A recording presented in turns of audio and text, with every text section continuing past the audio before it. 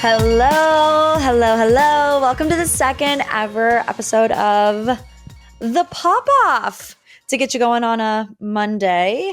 Feels like forever since we did the first Pop-Off episode. It was forever ago. I believe it was at the beginning of May. Like my tan has completely gone away since the first Pop-Off episode that I did. So I'm back to being just blindingly pale. But anyways, if you're new here, what the Pop-Off is basically just bonus episodes where I mostly like complain about things going on in my life, talk about different things that I do on a day-to-day basis. You know, it's a hodgepodge. I was trying to figure out today if I wanted to like look nice, and the answer is no. I mean, if you're watching on YouTube, you can see that I didn't really put a lot of thought into the outfit today. I got my nice lime green linen striped shorts, a nice sweatshirt. I have fuzzy socks on that have pink hearts on them. And, you know, I was thinking to myself, I'm like, Morgan, do you want to come across as a professional? Like, do you want people to take you seriously? And I was like, not really. You know, we're not curing cancer over here. We're just trying to make you giggle on a Monday. So I thought, how would I like the girlies to come to me? I would want them in their linen shorts. So that's what I'm doing. I'm living my best life. So what we're going to talk about today, of course, we have to start with DJ James Kennedy. And I promise you, the Pop-Off episodes aren't just going to be me recapping going to see Bravo Lebs in the wild. I know that's what it feels like right now because the first one was Tom Sandoval and the Most Extras, but over the Memorial Day weekend, I went to go see DJ James Kennedy, okay? It was my friend's 35th birthday party. We got a party bus. And I mean, the last time I was on a party bus, it was actually her 30th birthday. So it had been five years. And I don't know why, but don't you feel like every time you go on a party bus with your friends, like as soon as you walk up the 2 stairs, you just become a different person? Actually, no. I was on a party bus last in Las Vegas. Could have been a traumatic experience, kind of was a little bit, but I was on a party bus in Vegas with Peter from Vanderpump Rules. I suppressed that from my memory because it was a little bit traumatic. But anyways, went on the party bus. I was like, I don't know if I'm going to be able to hang. And like, turns out I really can't hang, but I tried my best and I made it a really long time. When I tell you I stayed up, you're not going to believe this. You are not going to believe this. I stayed up until 4 o'clock in the morning.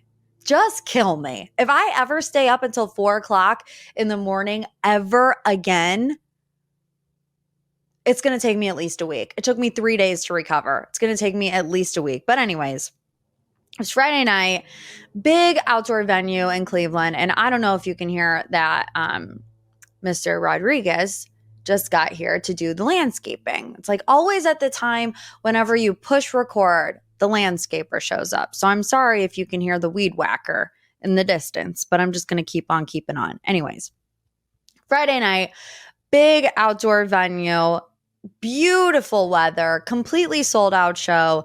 There was a lot of people there. And going into it, I was excited to see James. I've never been like a big DJ person, but husband David like lives and breathes house music and EDM and all those things. So I knew that he was excited for it. And of course, like going out with your friends, seeing James Kennedy, it's going to be fun. But I was dreading the start time because I was hearing the word on the streets, my DMs, was that James Kennedy normally doesn't go on until 1 o'clock in the morning. And I was like hyperventilating, breathing into the brown paper bag. Like, how on earth? The amount of Red Bulls that I would have to drink, the limit does not exist to how many Red Bulls I would have to drink to stay up for a 1 p.m. start time. It wasn't as bad as that, but I'll get to it. But I mean, literally, as we were waiting, you know how you have your bedtime reminder that pops up on your phone and it's like, hey, sis, start winding down. Bedtime reminder. Mine went off while I was waiting for James Kennedy to take the stage. Maddie Reese from Southern Hospitality was James's opening act. let me tell you, I know that I haven't covered Southern hospitality. Southern. I don't know why I keep saying it with an F. Southern hospitality. I know I haven't covered it extensively, but it is really good. And I know that like Vanderpump Rules is kind of past its prime at this point. If you want something similar, you need to watch Southern Hospitality. It's really good. So Maddie Reese, she's a DJ. She's on the show. She opened up, and Joe Bradley was there. Joe Bradley, also on Southern Hospitality. If you remember, he had a little rendezvous with Daniela Oliveira from Summer House, and he also had a little rendezvous with the Countess Luann de Lesseps on the Upper East Side of New York City one night. We don't judge. We don't judge here. But I slid into Maddie's DMs a couple days before the show, and I was just like, I was just going to shoot my shot. Why not? Why not? You miss 100% of the shots that you don't take. So I got my fast thumbs out. I was like, hey, girlfriend, can't wait to see you in Cleveland. My friends and I, we have a table. Come say hi if you want. And I just left it at that. You know, I wasn't being crazy. I wasn't being weird. But she was like, yes, let's go. Whatever. Let's party. Whoop, whoop. But that's the last I heard from it. I wasn't going to push it. So then James comes out and, you know, he begins obviously with, you know, it is our time. DJ James Kennedy, you know, and everyone's going wild. Woo, yay. And it's like midnight. So thank God the Lord heard my prayers because he started at midnight. And we were more prepared. We were more mentally prepared for that. That and the fact that we had our own table, because I remember I was standing there with one of my girlfriends, Emily, and I was looking out over the crowd. And I was like, if I was packed in there like a bunch of sardines, I would not. Like, if you're going to do it at age 31 or older, you got to get a table. You got to get a table, put it on the credit card, do whatever you got to do, because we're not going to be sandwiched in there. Imagine having to go to the bathroom, having to probably army crawl your way out of there to get to a bathroom where 5 out of the 6 stalls have no more toilet paper. We had our own private bathroom. It was phenomenal. It was the dream. So anyways, James is on. The beats are beaten, you know, like we're raging. And I look over the railing and I see Joe Bradley. He's standing like directly in front of the table. So I just give him a little tap on the shoulder and I'm like, hey, my name's Morgan. I run a Bravo podcast. And he was like, I know who you are. I'm like, you don't have to do this spiel. Like, I don't know if he was telling the truth and he knew who I was, but like, I was like, oh, you don't have to say that you know me. I get it. There's a million of us who spend our lives analyzing like reality TV. Like there's not more important things going on in the world. But obviously here I am trying to entertain y'all and keep you occupied because of the misery and dread out there. But anyways, I told him, I'm like, we're here for my friend's 35th birthday. He was like, come with me, you know, like come with me. He's Italian. He had the Italian stallion energy. I'm like, oh God. So I grabbed Stephanie. Of course, it's her birthday. I'm taking the birthday girl. And he takes us up to the DJ booth. Yep. You have to pass the security and all the things. And I'm like, okay, we're just doing it. We're going in. And that's where Maddie was. Obviously, Joe was there. DJ James Kennedy was spinning the 1s and 2s. I don't know if that's what they call it in DJ land, but I think that's what they call it. But I was in my groupie era at that moment. I didn't see Maddie yet, but I was hanging out with Joe. We were just like dancing around, having a good time. And my friend's like, let's go back to the table. And I was like, what? You want to do what? You want to go back to the peasant table? Not that it was a peasant table because it cost a lot of money. But I was like, girl, we're behind DJ James Kennedy.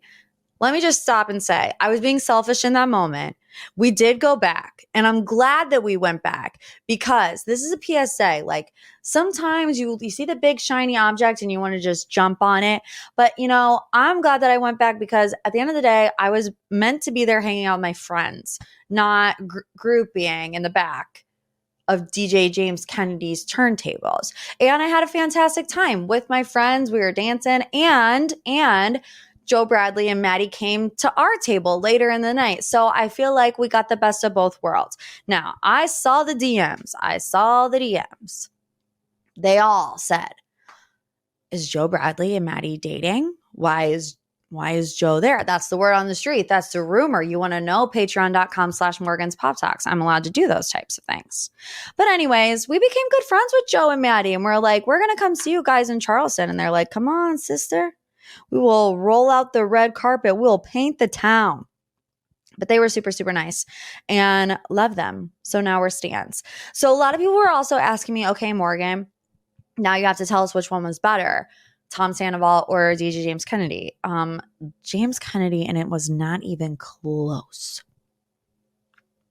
I also went to see Tom Sandoval with my friend Stephanie, and we were talking about it while we were there. We were like, we don't remember it sounding as bad as it sounded like on our phones. Like, because when we were there and when we were in it and we were having the best time, talking about Tom now. And when we watched the videos back, we were like, that's what was going into our ears and we had fun there. But like I said, it's just about the overall experience with Tom. But like James was awesome and it was sold out and there was just so much energy and everyone was having so much fun. It was so late. I just physically don't know if I will ever be able to stay up that late again in my life. I mean, even on New Year's Eve, I'm out. 10 o'clock, it's done. It's a wrap. I've seen the ball drop however many times. I don't need it anymore. But yeah, if you have the opportunity to go see James Kennedy in concert, take some Tums. I needed Tums that night. Also, it's like once you go out past age 30, it's a necessity. Take the Tums. Get the travel size. Put it in your purse. You'll be golden. Tums and Red Bulls, sugar-free Red Bulls, and you'll be living your best life. Okay, let's move on to our next topic, wedding update. Wedding update, it's wedding month. Can you believe it? Wedding 2.0. I feel like the next time I talk to you guys on the pop-off will be after my bachelorette, which I'm actually coining it the wife-lorette because I'm already married, as you know. It's this weekend. We're leaving on Thursday to go to Tampa. So if you're a Tampa girly, let me know what are some things that we have to do. But I'm kind of scared. I'm actually really scared because like I said, it took me 3 days to recover from James Kennedy. So I can only imagine. And like, we got to leave at the crack of dawn on Sunday, 5:45 a.m. If I ever needed your T's and P's, I need them Sunday morning at 5:45 a.m. There was literally no other time to fly out. And I was going to talk about this. I haven't done a pop-off since I went to Florida on vacation. But how bad is flying right now? It's so bad. Growing up, flying used to be a luxury, and now I feel like it's a Greyhound bus in the sky. And like, no shade to the Greyhound buses because they get us from point A to point B. But like, if I'm spending $400 to get on an airplane, like the engine should work. Yeah, that was a problem on our airplane, was that the engine wasn't working. So I just feel like right now it's really a hard time to try to go anywhere. So like I said, that coupled with the fact that we're leaving at 5:45 in the morning on Sunday, I'm going to need your thoughts and prayers. I went back and forth on even having a wife-lorette, because I'm already married. So, and I have severe bride guilt where anytime people are paying money to do anything with me, like whether it's come to the wedding or get me a gift or go on my bachelorette, I have severe guilt. I don't know what it's about. Maybe because like weddings have just become so extra and it's like every time we get an invoice or a receipt, I'm like, holy Toledo, like we're already married. Is it really worth it? Probably not at this point. But at the same time, like I hopefully am only going to get married once. That's the plan. And I want to experience it, like I shouldn't be able to, or I shouldn't have to not experience a bachelorette party because I had to get married within 90 days because of the U.S. government and immigration. You know what I mean? Like I should be able to have bridesmaids and have a reception and have glow sticks. I want glow sticks. Is that such a crime? Because people are in the DMs, they're like, aren't you already married? And I'm like, yeah, but I'm still going to make it about me for like a month. Can I not do that, please? Mr. Rodriguez is out there whacking those wheats. And it's kind of distracting, but I'm trying to pull it together anyways. So yeah, I'll be back on Sunday. And that's kind of what I'm focusing on right now. I'm focusing on my energy on the exciting things that are happening and not like what's keeping me up at night. Like, where do I get a veil? Where do I get a freaking veil? Life's unanswered mysteries. I can't get it on Amazon, or can I? I don't know. I can't get it at the bridal boutique because they're $600 for a veil. Ain't nobody got time for that, including me. So it's like I'm buying it on Etsy. I don't know how long. I don't know. Silk white, ivory, champagne. I don't know. How do I get people to RSVP? I'm knocking down doors trying to get people to pick prime rib or chicken bruschetta. It's what nightmares are made of over here. I don't know why anybody enjoys planning the weddings. Wedding planners out there, God bless you. I should have got a wedding planner, but probably couldn't afford it. So I don't know. What else keeps me up at night about wedding planning? The name tags. Where do I get name tags with little engraved chickens in it to tell the people this lady wants a piece of chicken? I don't know. I'm just flying by the seat of my pants. Like one Google at a time, I'm getting through it. And so, like I said, I'm just focusing on the positive. Wife-lorette, Thursday through Sunday. And then when I come back, it's like pedal to the metal, work crunch time. It's game time, baby. We booked David's parents' flights. They're flying from South Africa. The whole fam's going to be here. A bunch of David's friends are going to be here. I'm going to have to share my house with at least four other people besides myself and David. So it's going to be fun. Okay. The Golf Wife support group is in full effect. Your DMs warmed my heart. They touched me deeply because I knew I wasn't the only one out there that had a husband who was so obsessed with golf that sometimes he neglects day-to-day life because he's putting downstairs in the basement instead of taking a shower to come to bed, to make all of our lives a little bit more enjoyable. So I just put the feelers out there in the last pop-off episode. I'm like, if you have a husband or a boyfriend or any significant other that golf is ruining your life, let a sister know and let me know what's going on. And y'all came through. Y'all came through in the DMs. And since then, let me tell you, has your husband or your boyfriend or your significant other stopped talking about Rory McIlroy's divorce? That was the first big golf bombshell. Has your husband, significant other, boyfriend stopped talking about Scottie Scheffler getting arrested at the tournament thing? Nope. They haven't. So you know what? The next time that your significant other gives you any hard time about watching reality TV, I just want you, next time, record it. That's what I did. I put my phone up on the kitchen table and I recorded David telling me about Scottie Scheffler's arrest. He got arrested at 7:05 in the morning and then he teed off at 10 o'clock. He was booked. I don't know if he was booked, but I know that he got arrested in the morning and he teed off in the mid-afternoon. So next time you want to talk to him about The Bachelor, do it. Do it and remind them of that moment and how you were a good wife and you were there for him. But I was trying to see if anybody had a worse time than myself with the putting green being in our basement and all the other things. So I want to read 3 DMs that I got. The first one was from Joanna. Joanna said, I'm a golf wife as well. My husband put a simulator in the garage. Now, if my garage will ever be used for a golf simulator, just know that we're probably not going to be together anymore. Because David has come up with the great idea to put it in the basement. Like I said, I compromised with the putt-putt, with the putt-putting green. Marriage is all about compromise. I will not have a simulator in my garage or in my basement. If you want to go to the simulator, get out of the house. It's just cluttering up all the place. I asked her, I said, can you park your car in the garage? She said, nope. No. I live in Northeast Ohio, so the car will be going in the garage, especially when we have winter 6 months out of the year. Not no simulator in the garage. Here's what Carolyn said. Carolyn said, here for the golf husband support group. I was sick of being left alone literally all day on the nicest days of the year. Right?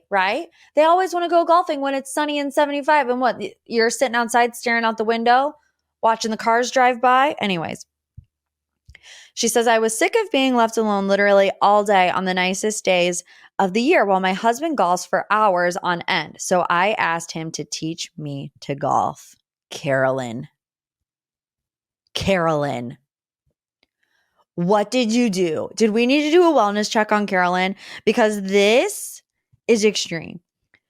And then she says, I actually loved it and got decent at it. Don't do whatever you do. Do not let my husband David hear this podcast episode, because if he hears that Carolyn learned how to play golf and actually liked it and got decent of it, you're never going to see me again.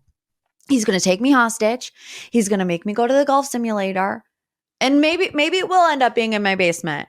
Who knows? I got to get through this DM. Get it together. Okay, Morgan. I actually loved it and got decent at it. I was like, wow, what a bonding moment this will be for us. And I'm taking interest in his hobbies. And of course, now he still goes golfing without me. And that right there, ladies and gentlemen, is why you should never, unless you like it. If you're a golf girly, live your best life. But listen, if you're like me and you despise it, don't try to compromise in this moment of your marriage, because you know why? Of course, now he still goes golfing without me. So Carolyn is still sitting by herself in the sunny and 75-degree days while her husband goes out and plays a quick 18. They're never quick. They're never quick. Your husband leaves the house to play 18 and you don't see him again for 3 years. It's a circle of life. Okay, last but certainly not least, this one's my favorite. Kat. Kat sent me 3 paragraphs of what her golf husband does. Here we go. I'm just going to go ahead and read it top to bottom, and then we're going to dissect it because it deserves some dissecting. This is what she says. Here for the golf husband support group. My husband is also obsessed. We can't park our cars in the garage because he has completely taken it over with his own putting green. First mistake. Oh, and our daughter's name is Palmer, like Arnold Palmer. And if we have another girl, he wants to name her Rory. Okay? That was paragraph number 1. Paragraph number 2. Oh, and for his birthday every year, he has a 3-day golf tournament with 30 of his friends. So literally just don't see him for 3 days straight. Wish I had something I loved as much as he loves golf. Okay, that's paragraph number 2. Paragraph number 3. Oh, and my daughter's baby shower and first birthday were both golf themed. I mean, I could go on and on. We also live in Georgia, so the Masters is practically our personality. You know what? There is the silver lining right there, that last line. Live in Georgia, a Georgia gal, Kat. I don't even know where to begin with this. We've already discussed having the putting green in the garage. Never. To name the daughter Arnold Palmer. And if they have another girl, he wants to name her Rory. Rory. After Rory McIlroy.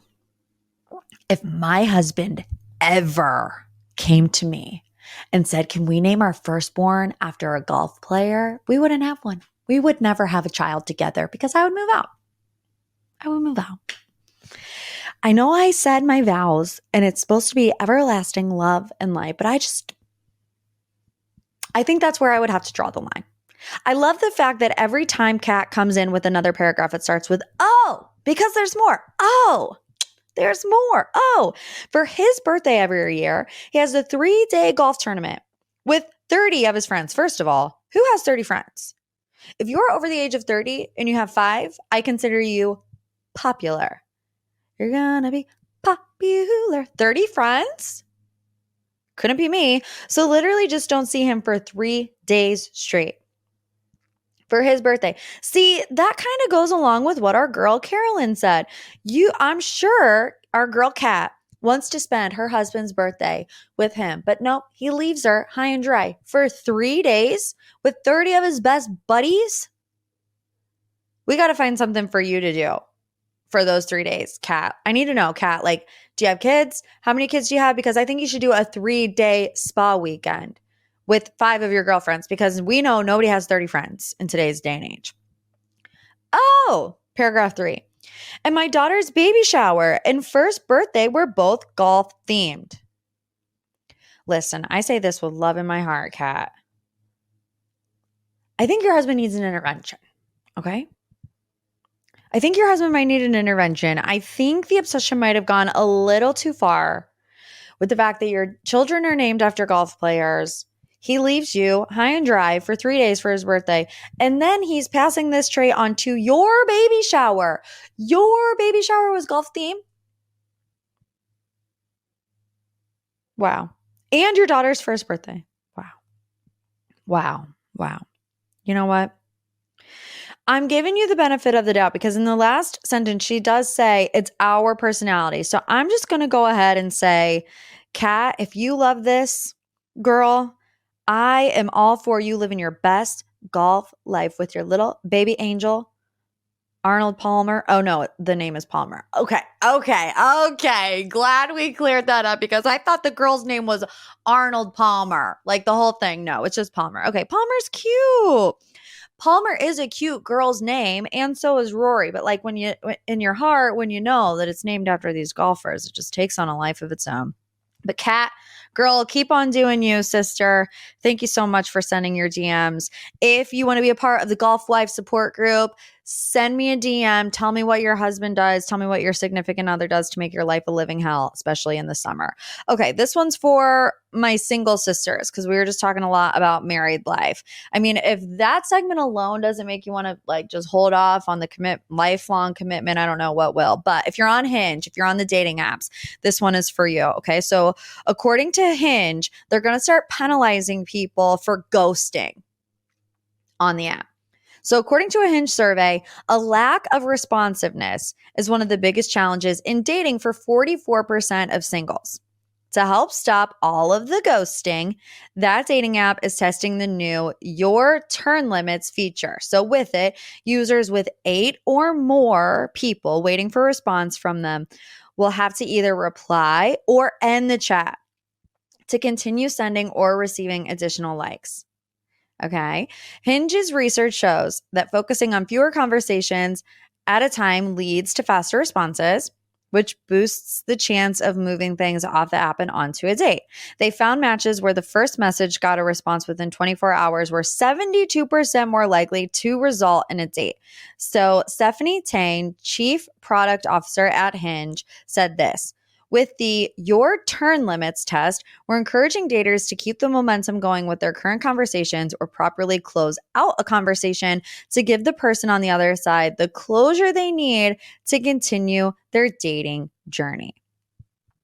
Let me just start by saying, I know I just poo-pooed on marriage for about 15 minutes, but this right here is why I am so glad that I am no longer single. I can't imagine having to entertain people on a dating app. And if I don't, like, Hinge is going to penalize me. I don't know. Let me just say, when I read this, I was like, okay, that's cool. That's going to help a lot of people move forward in their relationships. But then I really sat and thought about it for a second. And I am so glad for every single man that ever ghosted me in my entire life. At the moment, I was Justin Timberlake, Cry Me a River Ring, like in the shower. Why won't this guy talk to me? Why is he ghosting me? But now, praise the Lord, hallelujah, that those guys ghosted me. You know why? Because I creep on them sometimes just to see, where they're at in life. And I'm like, okay. Sometimes the Lord works in mysterious ways. And I think people ghosting is one of those mysterious ways. They're never as good as you make them out to be in your head. They're really not. Like, if they're not putting the effort into you, I should say, it sounds a little weird. If they're not putting the effort into you, into getting to know you, into taking you on dates, like, they're not ever going to be worth it, ever. They're not. They're never going to change. So your PSA for the day, I'm going to leave you on this note. Be thankful for the ghosts, not like the spooky Casper ones. Be thankful for the people that ghost you, because all it does is bring you one step closer to finding the person that you're going to be with for the rest of your life. Okay? All right. I think that's a good place to end things on the second ever pop off. I feel so legit. I have like an iPad with my notes on it, and I have like a couch that I'm really comfortable on. I have like lights and stuff. So I feel like, who knows, maybe I'll be broadcasting live from the big comfy couch more often.